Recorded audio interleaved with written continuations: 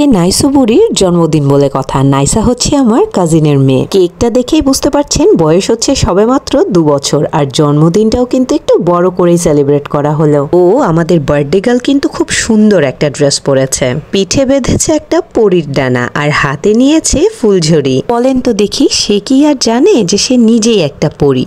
পরী হওয়ার জন্য তার আলাদা কোনো ডানার বা ফুলঝুরির প্রয়োজন নেই। নাইসা মনের বার্থডেতে যাওয়ার জন্য আমি, আমার হাজবেন্ড এবং আমার বাচ্চারা পুরো রেডি হয়ে আমরা স্ন্যাপ নিচ্ছিলাম আর হালকা পাতলা ভিডিও করছিলাম। ভিডিও করতে করতে আফনান আমাদের কিছু ছবি তুলে দিচ্ছিল। ছবি তুলতে তুলতে আমি বললাম, তুমিও তোমার বোনের সাথে একটা ছবি তুলে নাও। ও আমাদের ছবি তোলা শেষ, আমরা রওনা দিয়ে দিলাম বার্থডে উপলক্ষে। বার্থডেটা সেলিব্রেট করা হয়েছে মিরপুরের বাফেট লাউঞ্জে। চলেন পুরো ব্লগ জুড়ে দেখে আসা যাক মিরপুরের বাফেট লাউঞ্জে আমরা কি কি খেলাম আর কেমন মজা করলাম। বাফেট লাউঞ্জের স্পেসটা কিন্তু বেশ বড়, কিন্তু তাও বেশ কনজাস্টেড হয়ে গিয়েছিল, কেননা সেই দিন আরেকটা প্রোগ্রাম ছিল তাদের। বিয়ের প্রোগ্রাম আর বার্থডে প্রোগ্রাম পাশাপাশি হয়ে যাওয়াতে কিছুটা ভিড় বেশি ছিল। তো আমরা একটু তাড়াতাড়ি পৌঁছে গিয়েছিলাম, তখনও খাবার কিন্তু সার্ভ করা হয়নি, শুধুমাত্র একটা কি দুটা খাবার মাত্র সার্ভ করা হলো। তার মধ্যে মেবি ছিল মাটন দম বিরিয়ানি আর ভেজিটেবল। অপোজিট পোর্শনে সব খাবারই সার্ভ করা হয়ে গেছে। তার মধ্যে ছিল ফ্রাইড রাইস, চিকেন ফ্রাই,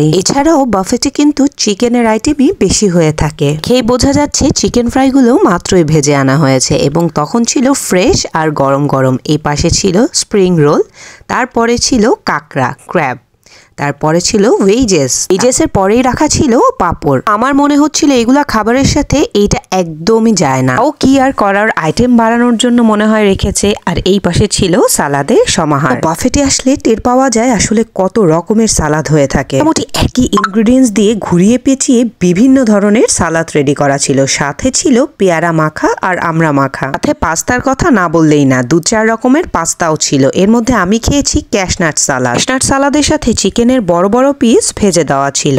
তার অপোজিট পোর্শনেই ছিল ডেজার্ট আইটেম। ডেজার্ট আইটেমের মধ্যে ছিল ফিরনি, পায়েস, ছোট ছোট মিষ্টি, এছাড়াও ছিল গোলাপ জামুন, আর সাথে ছিল পাউরুটিতে চকলেট দিয়ে ডেকোরেশন করা। এইসব ডেজার্ট আইটেমের পাশাপাশি ছিল কেকের সমাহার। 1 by 1 অনেক ফ্লেভারেরই কেক ছিল। কিছু কেক স্লাইস করে কাটা ছিল আর 3টা কেক ছিল পুরা আস্ত। পরবর্তীতে যদি কেক শেষ হয়ে যায় বা ইচ্ছে করে তাহলে কিন্তু নিয়ে কেটে খাওয়া যাবে। কোনো খাওয়া কিন্তু শুরু হয়নি। সার্ভ করার পরপর আমি একটু আইটেমগুলো ঘুরে ঘুরে দেখছিলাম, প্রথমে কোনটা খাওয়া যায় বা কোনটা দিয়ে আমি স্টার্ট করব।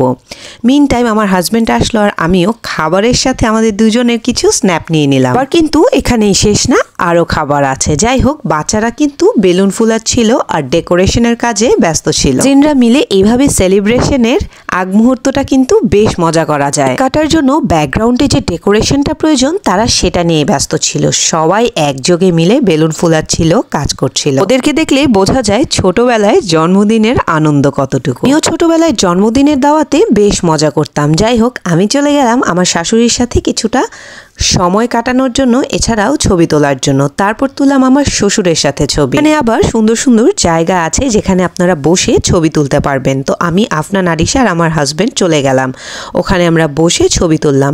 ওই জায়গাটাই ডেকোরেশন করা হয়েছে ছবি তোলার জন্য। মিনওয়াইল আমার মেয়ে আর ওর কাজিন ফ্রেন্ড, বেস্ট ফ্রেন্ড যাই বলেন না কেন, একসাথে ছবি তুললো। ছবি তুলতে তুলতে দেখলাম বাফেটে কিন্তু মোটামুটি খাওয়া শুরু হয়ে গেছে। সবাই প্লেট নিয়ে খাওয়া নিচ্ছে। ও আর কি, আমার কাজ হচ্ছে ভিডিও করা। আমি প্রথমে দাঁড়িয়ে কিছুক্ষণ ভিডিও করলাম আর দেখলাম কে কি নিচ্ছে, কোন আইটেম এক্সট্রা অ্যাড করা হয়েছে যেটা আমি মিস করেছি দেখতে। খাবার শুরু করার অ্যানাউন্সমেন্ট হওয়ার পর অনেক ভিড় লেগে গিয়েছিল, সেই জন্য আমি একদম কমফোর্ট ফিল করছিলাম যে কিভাবে খাবারটা নেব। তো ভিড়ের মধ্যে কিছু না পেয়ে প্রথমেই বিরিয়ানি আর হান্ডি দিয়ে খাবারটা শুরু করলাম। নিতে যেমন একটুও মাংস ছিল না, তেমনই হান্ডিতেও মাংস ছিল না। পরবর্তীতে কিন্তু আমি নিতে লোকটা এসে একবার রিফিল করে দিল। এটা হচ্ছে বাফেটের আরেকটা প্লেস যেখানে আপনারা দাঁড়িয়ে ছবি তুলতে পারবেন। ছবি না, ভিডিও করা যাবে। আমাদের কাজ হচ্ছে শুধুমাত্র দাঁড়িয়ে থাকা, আর ওখানে একটা ক্যামেরা সেট করা থাকে রিং লাইটের মাধ্যমে, ওখানে ঘুরিয়ে ঘুরিয়ে ছবি তোলা হয়। এটা আমিও ট্রাই করেছিলাম। যাই হোক, তখন আমি ক্র্যাব খাচ্ছিলাম, তো আমার হাজবেন্ড ভিডিও নিচ্ছিল। তো এখানে আমার দুলা ভাই, আমার আপু, আমার ভাগিনা, আমার ছেলে সবাই মিলে একসাথে গল্প করছিল। এটা ওদের একটা কুড়ে ঘরের মতো, এটার পাশে একটা ঝর্ণা আছে। ওই কুড়ে ঘরের মতো ওই ডিমের মতো জায়গাটাতে আমি ঢুকে ছবি তুলেছি। এইটা বেসিক্যালি ছবি তোলার জন্যই করা। হ্যাঁ, কাপেলরা আসছে, এখানে ছবি তুলছে। তার পাশেই ছিল ফুচকার আইটেম। তো ফুচকা, সবার ফুচকা নেওয়া দেখে আমারও বেশ ফুচকা খেতে ইচ্ছে করছিল, কিন্তু আমি ফুচকা তেমন খাইনি। আমি শুধু টেস্ট বেসিস একটা দিতে বলেছিলাম আমাকে, তো এই একটাই আমি খেয়েছি। খেয়ে কিন্তু দারুণ মজা লেগেছে। বাই দ্য ওয়ে, আমি নিয়েছিলাম দই ফুচকা কিন্তু আমার পছন্দ। পরবর্তীতে সালাদের আইটেমে গিয়ে দেখলাম মানুষ প্লেট ভরে ভরে সালাদ নিচ্ছে, এছাড়াও পাস্তা নিচ্ছে। তো পাস্তা খাওয়া দেখে আমারও পাস্তা খেতে ইচ্ছে করলো। আমি কিন্তু কিছুটা পাস্তা খেলাম। আরেকজনকে দেখলাম পেয়ারা মাখা নিচ্ছে। তো তখনই আমার মনে প্রশ্ন আসলো যে কেউ পেয়ারা মাখা খায়?